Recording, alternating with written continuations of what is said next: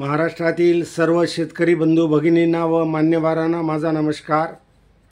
Doctor Ramchandra Sable official YouTube चॅनलमध्ये आपणा सर्वांचं स्वागत आहे। आता हवामान व पावसाचे अंदाज याबद्दल आपण थोडक्यात माहिती घेऊया।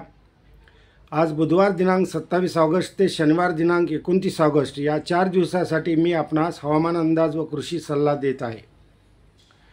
आज दिनांक 27 ऑगस्ट ते शनिवार दिनांक 30 ऑगस्ट या 4 दिवसात महाराष्ट्रावर उत्तर भागावर प्रामुख्याने 1004 हेक्टोपास्कल इतका कमी हवेचा दाब राहील, तर दक्षिणेकडील भागावर बुधवार, गुरुवार व शनिवारी 1006 हेक्टोपास्कल हवेचा दाब राहील। त्यामुळेच पावसाचे अधिक प्रमाण हे विदर्भातील अमरावती, यवतमाळ, वर्धा, नागपूर, चंद्रपूर, गडचिरोली, भंडारा व गोंदिया या जिल्ह्यात या 4 दिवसात काही दिवशी अतिवृष्टीची शक्यता आहे। कोकणातील सर्व जिल्ह्यात मुसळधार पावसाची शक्यता आहे। उत्तर महाराष्ट्र व मराठवाड्यातील सर्व जिल्ह्यात दररोज हलक्या ते मध्यम स्वरूपात पावसाची शक्यता आहे। विदर्भातील बुलढाणा, अकोला, वाशिम, भंडारा, गोंदिया या जिल्ह्यात मध्यम स्वरूपात, तर दक्षिण पश्चिम महाराष्ट्रात पुणे, कोल्हापूर व सातारा जिल्ह्यात मध्यम स्वरूपात आणि सांगली व सोलापूर जिल्ह्यात हलक्या स्वरूपात पावसाची शक्यता आहे। आता आपण जिल्हावार पावसाचे अंदाज आढावा घेऊयात। कोकणातील सिंधुदुर्ग जिल्ह्यात 30 ते 40 मिलीमीटर, रत्नागिरी जिल्ह्यात 25 ते 38 मिलीमीटर, रायगड जिल्ह्यात 35 ते 50 मिलीमीटर, ठाणे जिल्ह्यात 20 ते 35 मिलीमीटर व पालघर जिल्ह्यात 20 ते 30 मिलीमीटर पावसाची शक्यता आहे। उत्तर महाराष्ट्रातील नाशिक जिल्ह्यात 7 ते 15 मिलीमीटर व धुळे जिल्ह्यात 10 ते 20 मिलीमीटर, नंदुरबार जिल्ह्यात 10 ते 24 मिलीमीटर, नंदुरबार तसेच इतर भागामध्ये 15 ते 25 मिलीमीटर आणि जळगाव जिल्ह्यात 11 ते 30 मिलीमीटर हलक्या ते मध्यम स्वरूपात पावसाची शक्यता आहे। तर मराठवाड्यातील धाराशिव जिल्ह्यात 4 ते 15 मिलीमीटर, लातूर जिल्ह्यात 7 ते 16 मिलीमीटर, नांदेड जिल्ह्यात 15 ते 35 मिलीमीटर, बीड जिल्ह्यात 5 ते 20 मिलीमीटर, परभणी जिल्ह्यात 11 ते 20 मिलीमीटर, हिंगोली जिल्ह्यात 12 ते 18 मिलीमीटर, जालना जिल्ह्यात 8 ते 35 मिलीमीटर व छत्रपती संभाजीनगर जिल्ह्यात 8 ते 24 मिलीमीटर हलक्या ते मध्यम स्वरूपात पावसाची शक्यता आहे।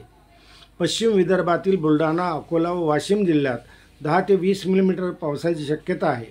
मध्य विदर्भातील यवतमाळ, वर्धा व नागपूर जिल्ह्यात 15 ते 75 मिलीमीटर हलक्या ते मुसळधार पावसाची शक्यता असून पूर्व विदर्भातील चंद्रपूर, गडचिरोली, भंडारा व गोंदिया जिल्ह्यात मध्यम ते मुसळधार पावसाची शक्यता आहे।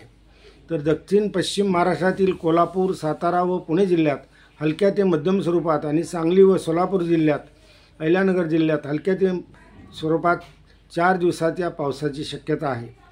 आता आपण थोडक्यात कृषी सल्ला जाणून घेऊया। करडईची पेरणी करण्याची ही योग्य वेळ आहे, तेव्हा पेरणी करून घ्यावी।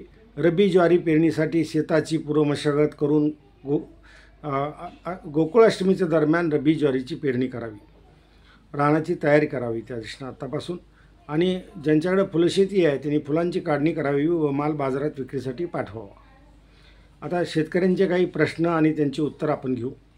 पुणे जिल्हा पूर्व भागात राहुरी तालुका, नगर तालुका, आष्टी तालुका, सटाणा तालुका, संगमनेर तालुका, पठार पूर्व भाग आणि राहुरी तालुक्यातील पश्चिम भाग, शिरूर तालुका, बीड जिल्ह्यातील केज तालुका, गेवराई तालुका, पश्चिम भाग, बुलढाणा जिल्हा खामगाव तालुका, धुळे जिल्ह्यातील सर्व तालुके या सर्व भागात पाऊस कमी आहे।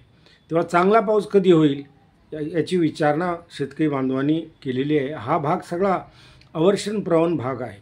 या सर्व भागात ऑगस्टचे शेवटचा आठवडा ते 15 ऑक्टोबरपर्यंत 6 ते 7 जोराचे पाऊस होतील आणि आपला प्रश्न सुटू शकेल रब्बी ज्वारीचं आणि याची पेरणी आपली होऊ शकेल। परतीच्या पावसाचा अंदाज द्यावा असं म्हटलं आहे। आता 1 सप्टेंबरपासून, कारण कलिंगडाची लागवड काही शेतकऱ्यांना करायची आहे, 1 सप्टेंबरपासून ईशान्य मान्सून म्हणजेच परतीचा मान्सून सुरू होईल आणि तो 15 ऑक्टोबरपर्यंत राहील। सगळा पाऊस कधी संपेल, रताळी लागवड करायची आहे, तर यावर्षीचा पावसाळा लांबणे शक्य आहे।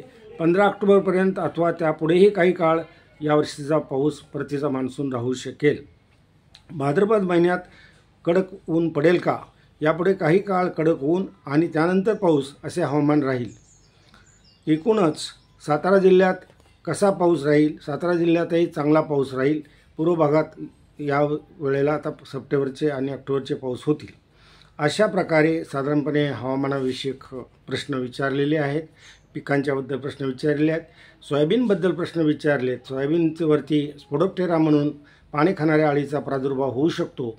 त्यासाठी आत्तापासून आपण निरीक्षण करावं आणि या किडीचा बंदोबस्त करावा असं मला वाटतं. आता शेतकऱ्यांचे अभिप्राय सर्व शेतकरी बंधूंनी मला धन्यवाद दिलेत, त्या सर्वांचा मी आभारी आहे. आज गणेश चतुर्थी आहे. आपणा सर्वांना गणेश चतुर्थीच्या शुभेच्छा देतो. आपले सर्वांचे आभार मानतो आणि जय हिंद, जय महाराष्ट्र.